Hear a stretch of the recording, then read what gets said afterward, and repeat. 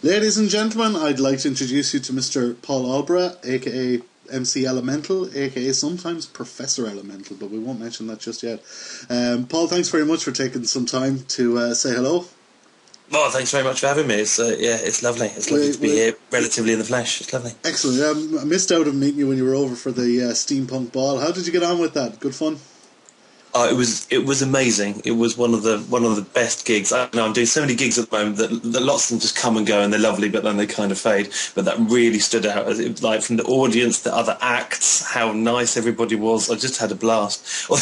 Although towards the end, Ella did say something like this is the person who put me on. Somebody said, "Oh, you know, you might want to take it a bit easy on the Guinness there." And I was like, Jesus, people are saying that to me in Dublin.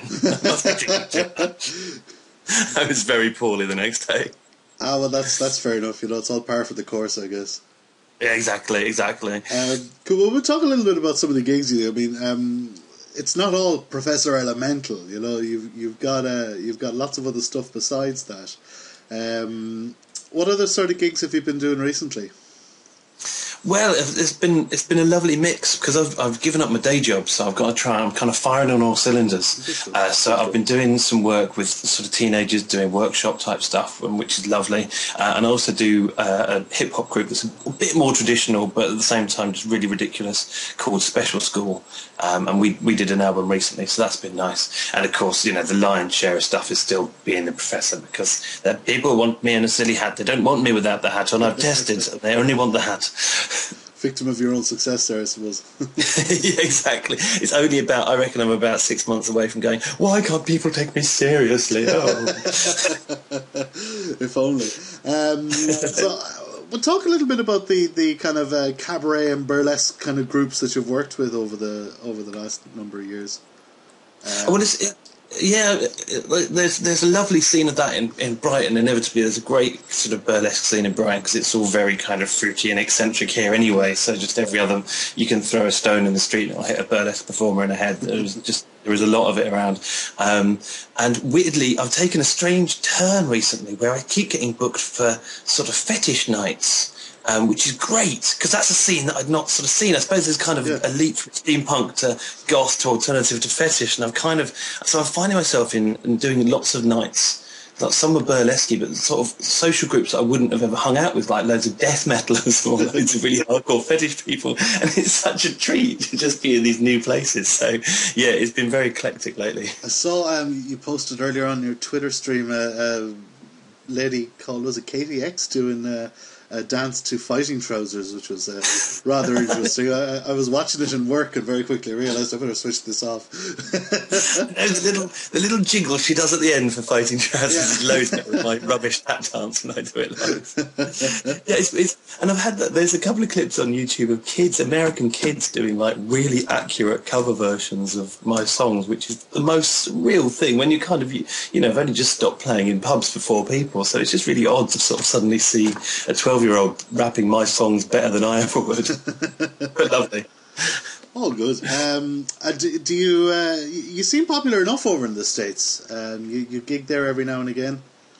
Yeah, I'm just starting to get more, actually, because steampunk, well, not that steampunk's big over there, I just think there's more of everything in America. Yeah. So there's space for steampunk and all that sort of stuff, but I'm a real comic nerd as well, so there's the more conventions I do, the closer I get to doing all the comic conventions, which is just like, that would be all of my dreams combined at once, doing a show in America at a comic convention. A live show at Comic-Con or Dragon Con or something like that, yeah. I'll be so happy when that day comes and I've got Stanley on backing vocals. It'll be a happy day indeed. Tell me a little bit about the people you work with. Obviously Tom is the guy who does a lot of your music with you. Who else have you worked with or that you enjoy working with? There's Tom. Basically, I always feel a bit bad because I get to kind of swallow around getting all of the, glory of being the professor, but Tom Caruana makes all of the music, and through him I kind of meet lots of other really good rappers. There's a guy called Disraeli, who's in a band called Disraeli and the Small Gods, I really recommend, and of course John, who's the other chap that I rap with.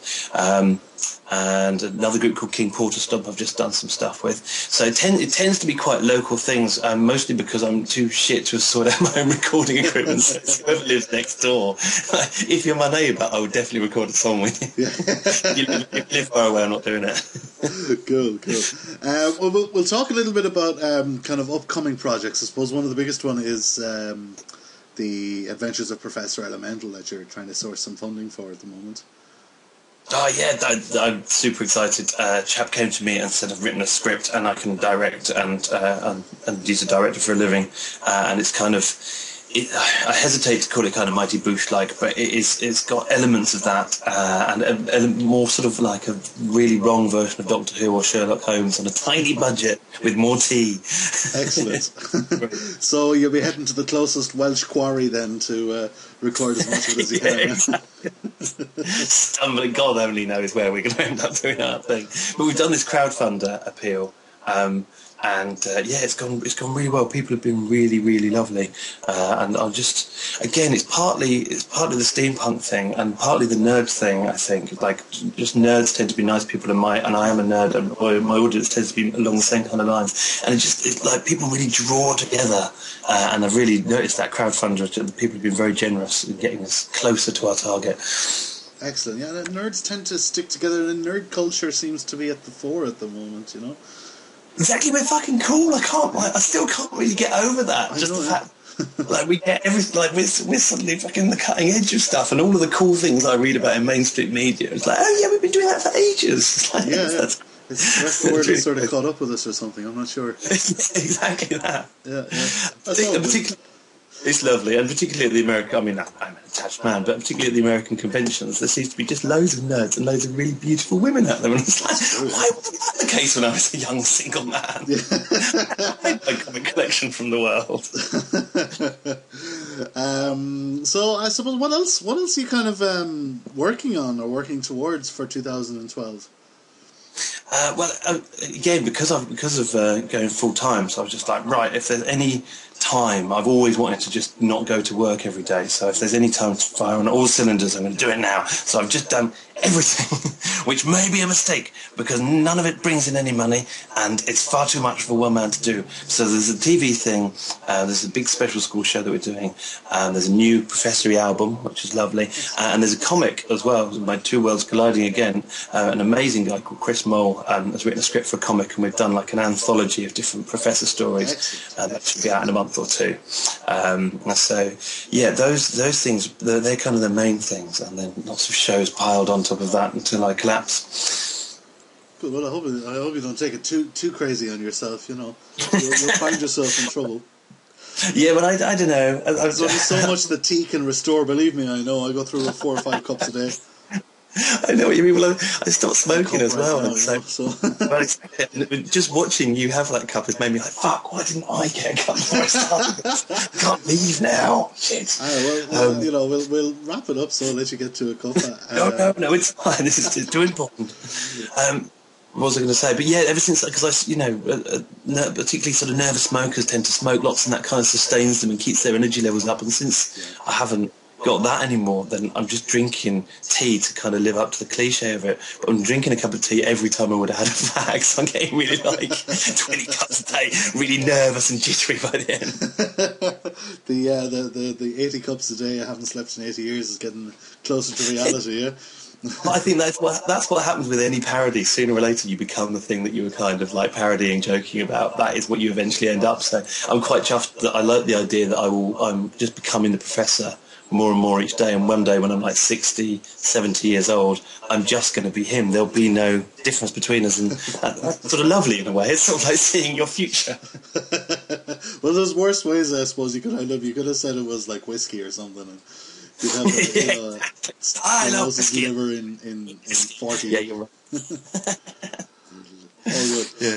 Right, well, look at best of luck with everything for the year, and especially for the crowdfunder, which is coming up. I'm going to put the link in underneath here, let everyone see it, and hopefully throw a few badly needed shekels your way. Oh, thank you very much. God, it's massively appreciated. And of course, I should say with the crowdfunder, it's not just like out of the goodness of people's hearts. I'm giving away loads of stuff as well. I won't ramble about it now, but there is you get loads of stuff if you give me money. So even if you're not generous, you can still give me money and get things. Well, I tell you, it's interesting watching the way self-funding sort of stuff has kicked off. I'm big into my computer games, and you've got a guy called Tim Schafer who's in charge of a company called Double Fine Productions, who wanted to crowdfund a project, and said, we're going to get about $40,000, and about a week later, he had $2 million. And he was like, oh shit, what am I going to do? I've got $2 million. And he had people offering, well, we want you to make a sequel to this other game you've made. How much would it cost? He said, about $20 million. And they're like, okay, let's talk. So, well, it's even, and particularly, I think in Britain as well, and I talk about this on stage quite a lot, there's an immediate kind of, well, that's never going to work, about any idea you've ever had ever. There were loads of people going, well, that's not going to work. And the same with this, I put the crowdfunder thing up, and everybody I knew was just like, £5,000, Paul, there's no chance that people give you that for your frivolity. But it does. It's just little bits and pieces, you take chunks at it, and it gets there. It does, yeah, it really does, and it makes me realise how nice people are. Good stuff. All right, so listen, Paul, thanks a million for your time. It's been great to talk to you, and hopefully I'll see you the next time you're back in Ireland. Then next time I'm in Ireland, I won't lose my phone, and we'll definitely have a pint. That'll be wonderful. That'll be great, excellent. All right, I'll leave you to get a good cup of tea for yourself, and say thanks very much. Oh, cheers, mate. Take care. Speak to you soon.